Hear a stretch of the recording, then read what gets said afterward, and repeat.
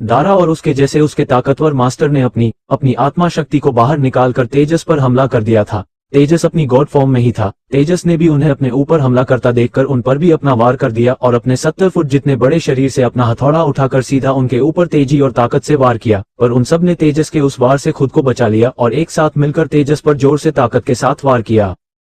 उन सभी का वार बहुत ताकतवर था और तेजस की गॉड फॉर्म टूट गई और वो बड़ी जोर से जमीन पर जाकर लगा। तेजस के जमीन पर गिरते ही रोहिणी घबराकर उसकी चिंता करते हुए एकदम से चिल्ला पड़ी, तेजस ध्यान से। अपनी पत्नी को चिंता करते हुए देखकर तेजस ने एकदम से खड़ा होकर उसे शांत करते हुए कहा, तुम मेरी चिंता मत करो, मैं बिल्कुल ठीक हूँ।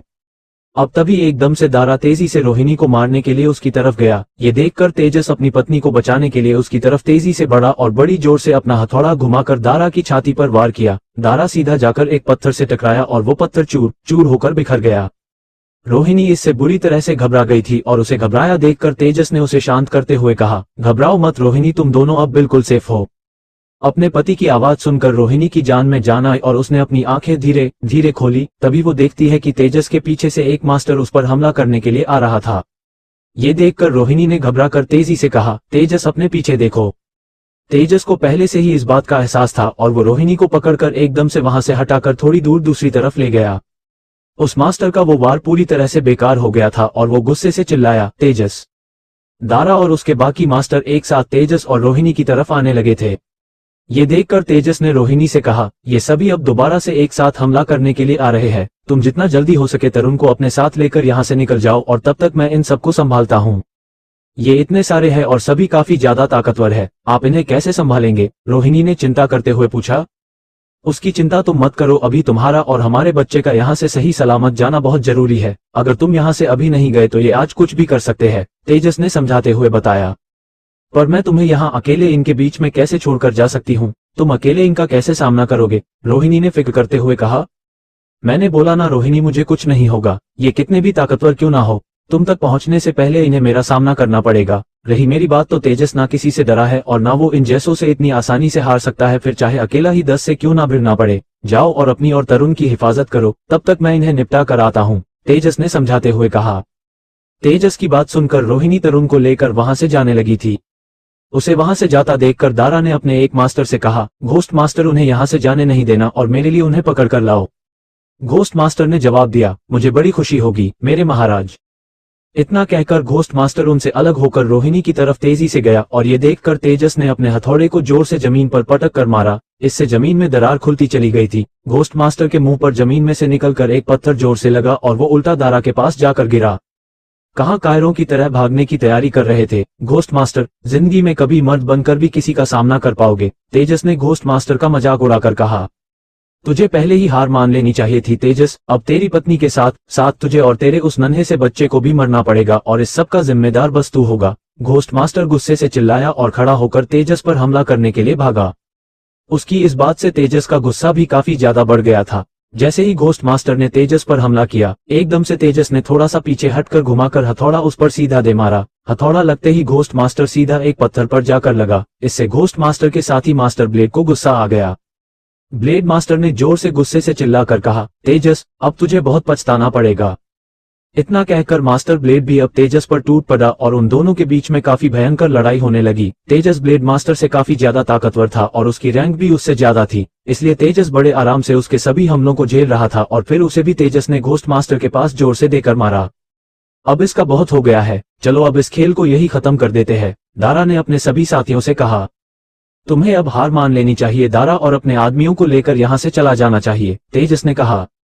तेजस की बात सुनकर दारा ने थोड़ा गुस्से में आकर कहा, मार्शल हॉल इतना कमजोर नहीं है कि किसी की इतनी सी धमकी से डरकर पीछे हट जाएगा। मुझे जो चाहिए वो मैं हमेशा लेकर ही रहता हूँ और मुझे कोई भी नहीं रोक सकता।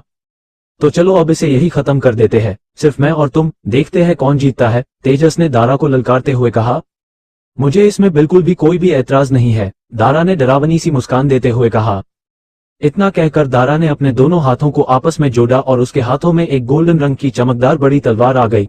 उसके बाद वो एकदम से तेजस पर टूट पड़ा। तेजस भी उस पर टूट पड़े थे और उनके बीच में भयानक लड़ाई होने लगी थी। दोनों ही एक दूसरे को बराबर की टक्कर दे रहे थे और नीचे खड़े होकर दारा के साथ ही उनकी लड़ाई देख रहे थे। उन दोनों की लड़ाई इतनी ताकतवर हो रही थी कि दूर से भी उसे देखा जा सकता था। आज दो महायोद्धा आपस में भिड़ रहे थे और धरती भी कांप उठी थी। रोहिणी अभी थोड़ी दूर ही पहुंची थी और उसे भी तेजस और दारा लड़ते हुए नजर पड़ गए थे। रोहिणी ने जब उन्हें लड़ता देखा तो वो तेजस के लिए फिक्र करने लग गई थी और फिर तेजस की बात याद करके तरुण को लेकर वहां से फिर से भागने लगी थी। तेजस और दारा दोनों ही कमाल के योद्धा थे और दोनों ही एक दूसरे पर भारी पड़ रहे थे, पर तेजस कुछ ज्यादा ही गुस्से में था क्योंकि आज उसकी पत्नी और बच्चे के ऊपर खतरा मंडरा रहा था। तेजस ने दारा पर काफी ताकतवर वार किया और दारा को इससे काफी नुकसान पहुंचा था। तेजस को खुद पर भारी पड़ता देखकर दारा ने अपने साथियों की तरफ इशारा किया और उसके साथियों ने एकदम से पीछे से तेजस पर वार कर दिया। तेजस उनके पीछे से किए वार से जोर से जमीन पर जाकर लगा। तेजस इससे थोड़ा घायल हो गया था, लेकिन वो अभी भी अपने हथौड़े को उठाकर लड़ने के लिए तैयार हो गया था। ये ऐसे नहीं मानने वाला, इसे अब खत्म ही करना पड़ेगा, दारा ने अपने साथियों से कहा। तो अब इसे मौत के घाट सुला ही देते हैं और फिर इसकी पत्नी और बच्चे को देख लेंगे, ब्लेड मास्टर ने कहा। इतना कहकर उन सभी ने एक साथ अपनी आत्मा शक्ति को बाहर निकाल लिया और एक साथ तेजस पर टूट पड़े। तेजस ने उनसे बचने की काफी कोशिश की और उन्हें मारा भी, पर इस बार तेजस थोड़ा हल्का पड़ गया था। उन सभी ने अब एक साथ मिलकर बड़ी जोर से तेजस को मारा। ये इतना ताकतवर वार था कि तेजस वहां से सीधा भागती हुई अपनी पत्नी के पास जाकर गिरा। रोहिणी भी उसे देखकर घबरा गई। रोहिणी दौड़कर तेजस के पास आकर उसे खड़ा करते हुए पूछी, आप ठीक तो है ना? हाँ मैं ठीक हूँ, तेजस ने अपने मुंह से खून थूक कर बताया। तुम्हें अभी तक किसी सेफ जगह पर पहुंच जाना चाहिए था, तेजस ने अपना हथौड़ा संभालते हुए रोहिणी से कहा। मैं उसी की कोशिश कर रही थी, पर आप अब काफी ज्यादा घायल हो गए हैं और अब आप उनसे लड़ नहीं पाएंगे, रोहिणी ने चिंता करते हुए कहा। तभी वहां पर दारा और उसके साथी आ गए और दारा ने रोहिणी को देखकर हंसते हुए कहा, मुझे तो लगा था कि तुम अपने पति को छोड़कर अब तक तो कहीं छुप गई होगी, पर देखो तुम तो हमें दोबारा यही मिल गई। आज ऊपर वाला भी हमारे ऊपर ही मेहरबान है।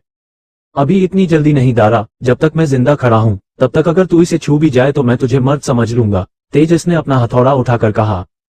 इतना सुनते ही दारा और उसके साथी सभी एक साथ तेजस पर टूट पड़े। तेजस रोहिणी को पीछे हटाकर तेजी से उनकी तरफ बढ़ गया, लेकिन वो काफी घायल हो चुका था। दारा और उसके साथियों ने इस बार उसे बहुत मारा, तेजस ने भी उन सबको बहुत मारा, पर इस बार तेजस उन सबके सामने ज्यादा टिक नहीं पाया और सीधा मुंह के बल जमीन पर अपनी पत्नी के पास आकर गिरा।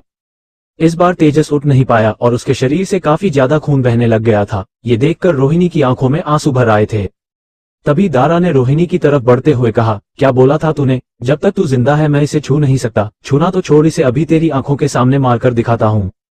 दारा रोहिणी की तरफ आ ही रहा था कि तभी रोहिणी ने गुस्से से भरकर कहा, जैसा कि मेरे पति ने कहा तू मुझे छू भी नहीं सकता। इतना कहकर रोहिणी ने अपने एक हाथ से अपनी तरफ आते दारा पर एक ऊर्जा छोड़ दी और दारा एकदम से जोर से जाकर अपने साथियों से टकराया और वो सब दारा के साथ साथ जमीन पर घिसट गए। ये देखकर तेजस ने जल्दी से खड़ा होने की कोशिश की, पर वो फिर से जमीन पर गिर गया। रोहिणी ने अपनी आंखों में आंसू भरे तेजस की तरफ देखकर कहा, मुझे माफ कर देना तेजस, मैं ये करना तो नहीं चाहती थी, पर अब मेरे पास और कोई रास्ता नहीं है। मेरी वजह से तुमने बहुत दुख सहे है और मैं तुम्हें ऐसे और कुछ सहता नहीं देख सकती। तुम्हारे साथ बिताया हर पल मेरे लिए बहुत खास है, मैं मरने के बाद भी उसे कभी भूल नहीं पाऊंगी। ऊपर वाला भी क्या खेल खेलता है, हम दोनों की जिंदगी में खुशियां आई भी तो बस कुछ पल के ही लिए और अब उसे ये पल भर की खुशियां भी मंजूर नहीं है। हो सके तो मुझे माफ कर देना, पर अब मुझे ये करना ही होगा। मुझसे वादा करो कि हमारे बच्चे को हमेशा सबसे बचा कर रखोगे और उसे हमेशा खुश रखोगे, इसे कभी मेरी कमी महसूस नहीं होने दोगे, वादा करो। नहीं प्लीज ऐसा मत करो रोहिणी, प्लीज ऐसा मत करो, तेजस ने उठने की कोशिश करते हुए कहा। मुझे माफ कर दो तेजस, पर अब तुम्हें और हमारे बच्चे को बचाने के लिए और कोई रास्ता नहीं है, रोहिणी ने रोते हुए कहा। इतना कहकर रोहिणी ने अपनी गोदी में लिए हुए अपने बच्चे के माथे को चूमकर उससे कहा, तुम्हें एक दिन बहुत ताकतवर इंसान बनना है मेरे बेटे, इस दुनिया से इन सभी बुराइयों को जड़ से खत्म करना है, मैं हमेशा तुम्हारे साथ रहूंगी। इतना कहकर रोहिणी ने तरुण को तेजस के पास जमीन पर लेटा दिया और अपने आंसू पोंछकर खुद को सैक्रिफाइस करने लग गई। दारा और उसके सभी आदमी ने एक साथ रोहिणी को रोकने के लिए उस पर झपट्टा मारा, पर एकदम से रोहिणी के शरीर में से एक ताकतवर ऊर्जा की फोर्स निकली और वो सभी दूर दूर जाकर गिरा। वो दोबारा उठकर रोहिणी की तरफ बढ़ने की कोशिश करने लगे, पर रोहिणी के शरीर में से ऊर्जा का बहाव इतना तेज निकल रहा था कि वो रोहिणी के थोड़े भी करीब नहीं जा पा रहे थे। रोहिणी अपने बेटे और पति को बचाने के लिए अपना बलिदान देने लग गई थी और इससे आसमान में बादल घुटने लगे थे, बिजली चमकने लग गई थी, चारों तरफ तूफान आना शुरू हो गया था। तेजस ने भी बैठा होकर रोहिणी को रोकने के लिए उसकी तरफ घुटनों के बल बढ़ने की कोशिश की, पर वो भी उसके करीब नहीं जा पाया। तभी रोहिणी के शरीर से लाल ऊर्जा निकलने लगी, ऊपर आसमान पर एक गोल लाल रंग की रिंग बनना शुरू हो गई। तभी रोहिणी के शरीर से एक तेज रोशनी चमकती लगी, जिस वजह से कोई उस तरफ देख नहीं पाता और फिर एकदम से सब शांत हो गया। इससे तेजस की आंखों से एकदम से आंसू निकल आते हैं और वो तेज आवाज में रोते हुए चिल्लाकर पुकारता है,